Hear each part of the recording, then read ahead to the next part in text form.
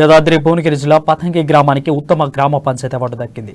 ఈ అవార్డును మంత్రి కేటీఆర్ చేతుల మీదుగా గ్రామ సర్పంచ్ బాతరాజు సత్యం అందుకున్నారు. కేంద్రం నిర్దేశించిన 9 అంశాల్లో తెలంగాణ రాష్ట్రంలో 43 గ్రామాలకు 47 అవార్డులు రాగా సౌర విద్యుత్ వినియోగంలో పతంగి గ్రామం దక్కించుకుంది. సౌర విద్యుత్ వినియోగంలో రాష్ట్ర స్థాయిలో గ్రామ పంచాయతీకి ఉత్తమ అవార్డు రావడం ఆనందంగా ఉందని సర్పంచ్ బాతరాజు సత్యం తెలిపారు.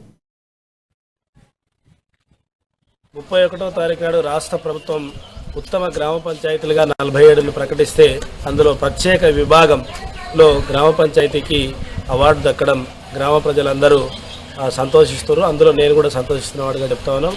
ముఖ్యంగా ప్రజలందరూ కూడా గమనించాల్సినటువంటి విషయం ఏంటంటే సహజ ఇంధన వనరులైనటువంటి ఈ గాలి, తర్వాత సూర్యరశ్మి ఏదైతే ఉందో నీరు, దీని ద్వారా మనం విద్యుత్తుని ఆదా చేసుకోవచ్చు. అందులో భాగంగా మా దగ్గర సోలార్ ప్రాజెక్ట్ని కేంద్ర ప్రభుత్వం శ్యామాప్రసాద్ ముఖర్జీ రూర్బన్ మిషన్ ద్వారా సుమారు 17 లక్షలు ఖర్చు పెట్టి 2 సంవత్సరాల క్రితం ఏర్పాటు చేయడం జరిగింది.